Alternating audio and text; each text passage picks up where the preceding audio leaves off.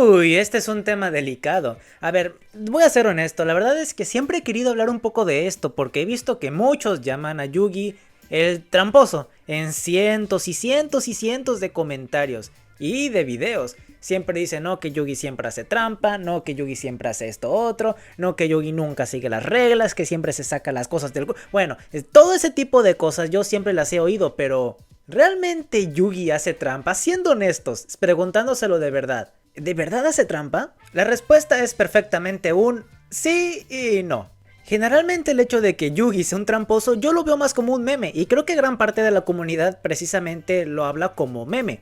Pero hay cierta parte que sí lo toma en serio o que sí lo dice de verdad. Ya sea porque se tomaron demasiado en serio los memes o porque no conocen el inicio de la saga. Lo cual pues bueno, ya saben, cosas que pasan. Además de que hay gente que sí exagera bastante en el hecho de que Yugi pueda ser un tramposo. Pero como dije, esto no es tan así. Así que mejor ven y acompáñame a ver de una vez por todas si Yugi es o no es un tramposo.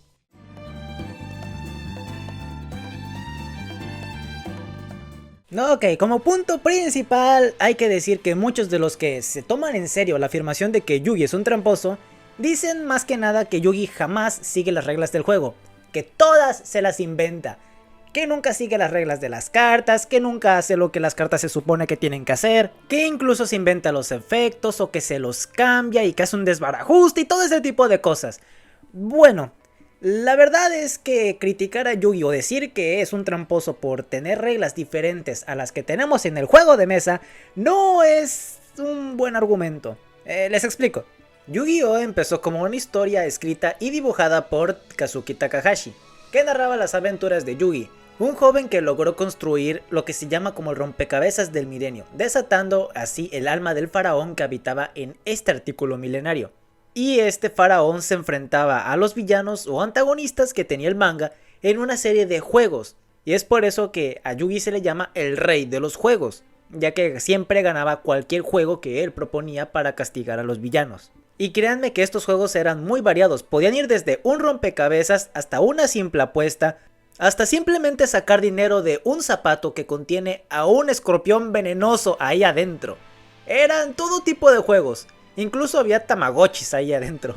Pero en una ocasión, Kazuki Takahashi introdujo a un nuevo personaje llamado Seto Kaiba, un personaje del cual intentaría robar una carta llamada el dragón blanco de ojos azules que era de un juego de mesa.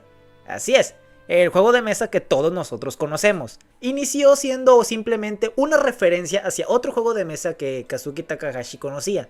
Y él simplemente quiso darle un guiño en su manga y simplemente dibujarlo y ponerlo ahí. Pero ¿cuál fue su sorpresa? Que de repente los fans dijeron, oye, me encantó esto, ¿podrías poner más? ¿Podrías darnos más reglas? A ver cómo se juega, o esto o el otro.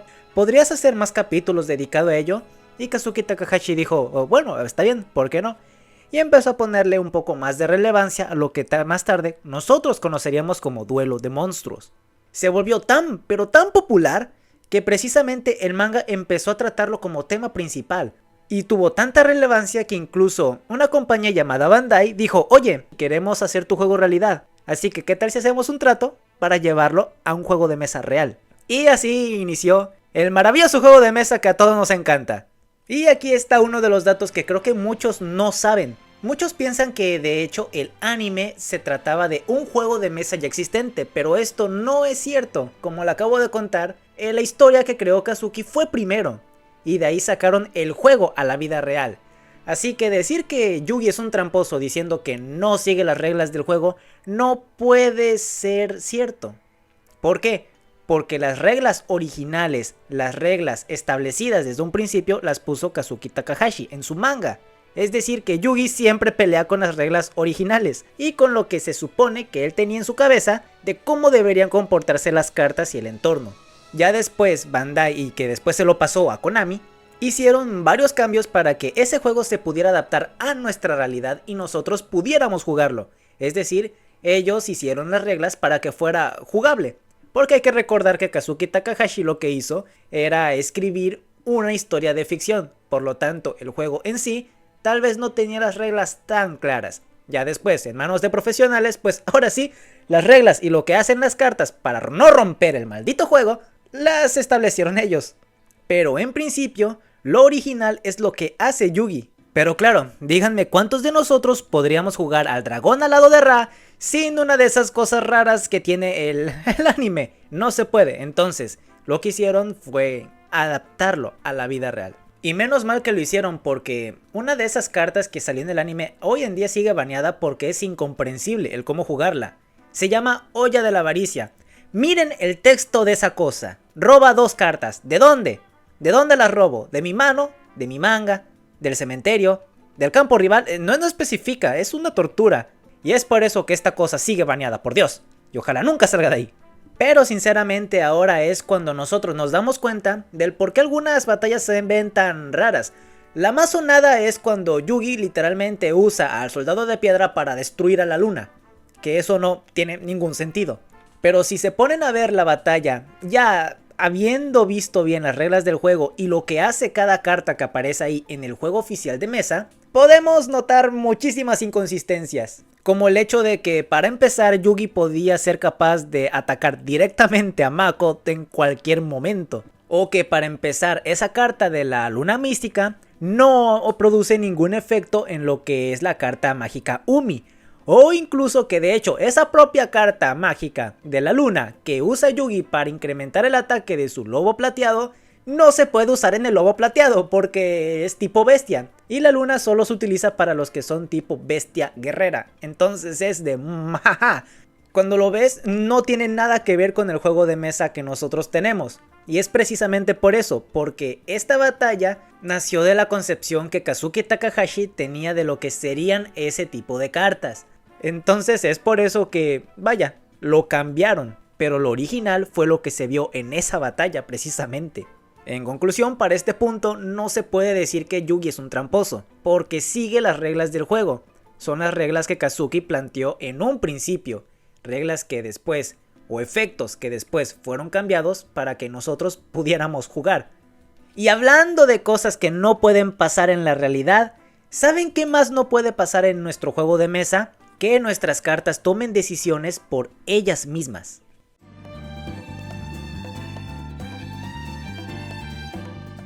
Un tema que se repite muchísimo en el anime es el llamado el corazón de las cartas.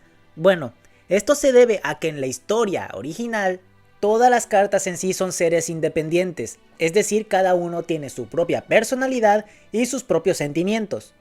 Precisamente en las cartas en donde más se ve esto son en las de Yugi, precisamente con el mago y la maga oscura, donde incluso ellos voltean a ver a Atem y le sonríen o asienten con la cabeza en ciertas ocasiones. Es que demonios, no sé en qué capítulo sea, pero yo recuerdo que haber visto a la maga oscura literalmente enseñarle la lengua a otro monstruo del enemigo. Y más que un simple gag cómico, esto está presente en la historia. Precisamente Yugi siempre le está diciendo a Kaiba: tú tienes que confiar en el corazón de tus cartas. Es por eso que la primera batalla que tienen Yugi y Kaiba en este juego, es decir, en el manga, que fue cuando él intentó robarse al dragón blanco de los ojos azules, el dragón simplemente desaparece, no quiere atacar a Yugi. ¿Por qué? Porque precisamente ese dragón le pertenece al abuelo, no a Kaiba. Entonces le tiene lealtad al abuelo, no a Kaiba, y no quiere atacar al nieto de su dueño. La carta en sí tiene ese sentimiento, sabe de dónde pertenece, y es por eso que no lo obedece. Y en cambio, cuando Yugi, con renacer el monstruo, invoca a ese dragón, ahí ataca con todo a Kaiba. Es por eso que también tenemos la segunda pelea entre Kaiba y Yugi, cuando ahora sí Kaiba tiene sus 3 dragones blancos de ojos azules y rompe el cuarto. Y Yugi dice que tiene que confiar en el corazón de las cartas, tiene que confiar en el mazo que le dio su abuelo. Y él, al estar dudando, empieza a aparecer el Yugi pequeño, empieza a perder la concentración, cree que no puede ganar. Y el estar pensando en eso hace que casi pierda la batalla, pero recordó que él no estaba solo, que tenía un sentido de unión con todos sus amigos. Que de hecho, ahí atrás estaban Yo y Tea, que estaban siendo apuntados por los guardias con el dedo, claro, jeje, censura. Y es entonces que su fe lo recompensó. Es cuando todos vimos la épica escena donde dice: el mazo de mi abuelo no tiene cartas patéticas, Kaiba. Lo que tiene es al invencible, Exodia. Y entonces él lo roba del mismo mazo. ¿Por qué? Porque su mazo, las cartas de su abuelo respondieron ante su fe. respondieron ante su corazón. Esto es algo que se ve muchísimo. Y de hecho, otra batalla en la que se puede ver esto es cuando Yugi se enfrenta al falso Kaiba que anda diciendo: tú me estiraste la pata. Bueno, en el anime ponen que Kaiba ayuda a Yugi de manera externa metiéndose a los servidores de Pegasus, pero esto es relleno, esto no pasa en el anime. Y de hecho hacen ver como que Yugi es un tramposo porque recibió ayuda, pero no es así. En el anime Kaiba estaba en su cama, en coma. Es entonces que cuando Kaiba despierta de ese coma y pareciendo que tuvo un cambio de corazón inducido por Yugi, que se cree que está jugando Persona 5 por alguna razón, es cuando el dragón blanco de ojos azules del Kaiba falso, del imitador, desaparece y no quiere atacar a Yugi, porque sabe que el que lo está controlando no es Kaiba, no es su Kaiba, es simplemente un duelista de tercera categoría con un mazo de cuarta categoría, habiendo robado unos cuantos plus size.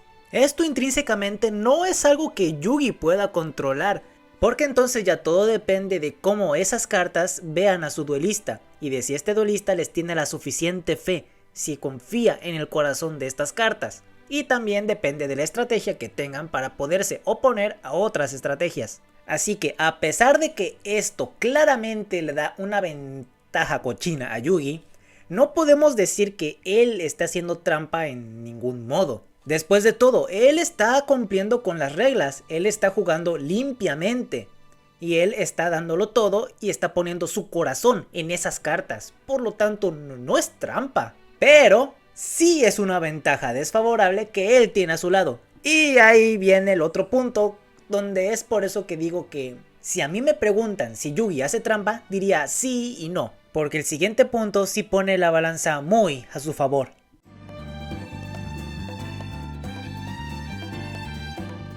Aquí todos sabemos que Yugi tiene una plot armor asquerosa.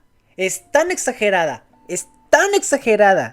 que parece que está haciendo trampa, pero realmente no lo está haciendo, simplemente es el autor ayudándolo a que gane. ¿Por qué digo esto? Es fácil, porque de repente saca cartas que jamás habíamos visto.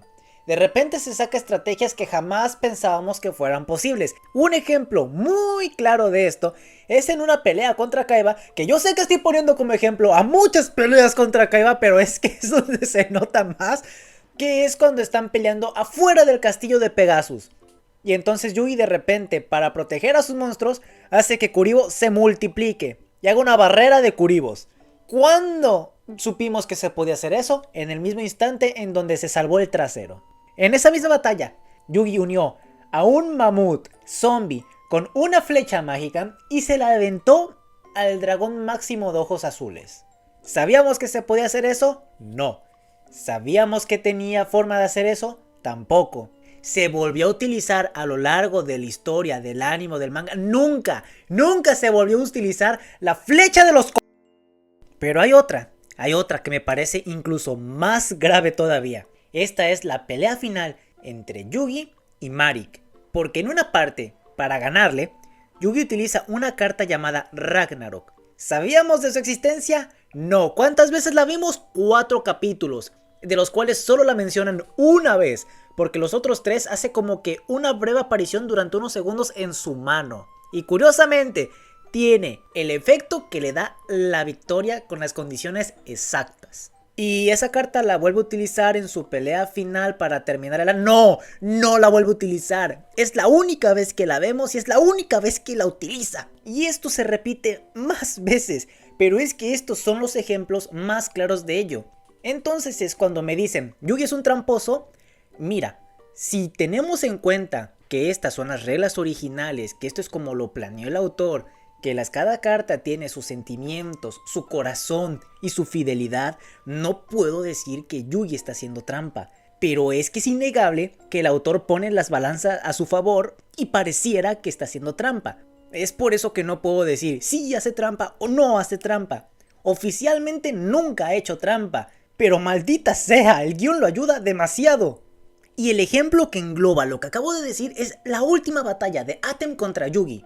O sea, ahora sí, el faraón contra nuestro pequeño Yugi. Que Ishizu dice, no, es que él puso la carta boca abajo sin siquiera verla, porque él ya sabe qué carta es. porque siente la conexión con su mazo, está moldeando su destino.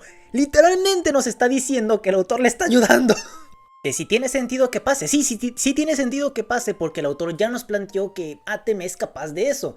Pero precisamente el hecho de que sea capaz de hacer eso hace que sea un Deus Ex Machina andante. Y pues de ahí, de todas esas cosas tan rebuscadas y de esas cosas pero tan convenientes, decimos que Yugi hace trampa. A pesar de que técnicamente nunca la ha hecho. Pero bueno, independientemente de que tenga esa plot armor asquerosa y que pareciera que hace trampa, que les repito, como meme es buenísimo, los memes se escriben solos con cada cosa que saca. La verdad es que oficialmente no podemos decir que Yugi haga trampa. Que se saca cosas muy raras, pues sí, son los inicios del juego, no podíamos esperar otra cosa.